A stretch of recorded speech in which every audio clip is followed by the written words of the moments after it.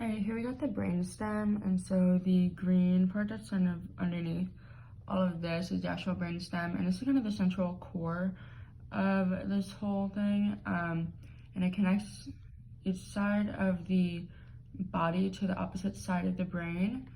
And then moving up, we've got the reticular formation right here, which is that kind of purple thing with some kind of lines on it. And the reticular formation is kind of in charge of the sleep system. And then over there, right next to it, we've got the medulla, which is in charge of the heartbeat and sort of breathing and everything.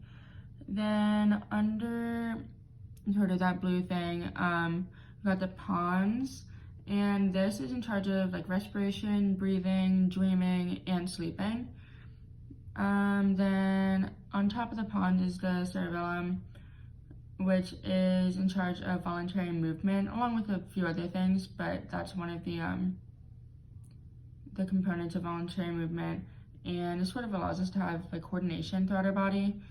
And then the pituitary gland right there, this is sort of controlled by the hypothalamus, which is like shown right there in yellow, and it's supposed to have a toothpick sort of connecting the two, but that was unavailable. But this is the master gland of the endocrine system. And then the hypothalamus, which is, as I said, the yellow thing right there. This controls a lot of autonomic things such as like hunger, thirst, emotion. And then the amygdala, which is sort of two small circles in pink right there. It controls like your your aggression and fear, which any kind of is like the fight or flight thing, controls your response to something. And then we've got the hippocampus, which is that big orange thing on top, and this is sort of like long-term memory storage, and it plays an important role in learning. Then the corpus callosum, which is kind of up top there, this connects the two brain hemispheres, like the right and left, and carries messages that need to go between them. Then the thalamus, which is right here, I kind of wrote the name like on top of it. You can't really see it that well, but this controls like sensory information, and it relays it to the sensory cortex.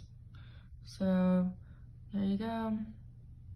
All right, here we got the Plato brain. So starting off with Wernicke's area, this is where language is sort of developed. And then the Broca's area right here controls speech production. Then the sensory cortex interprets sensory information from the body. The motor cortex plans, executes, and sort of controls voluntary movement. Then the frontal lobe right here controls emotional expression, problem solving, judgment, language, and memory.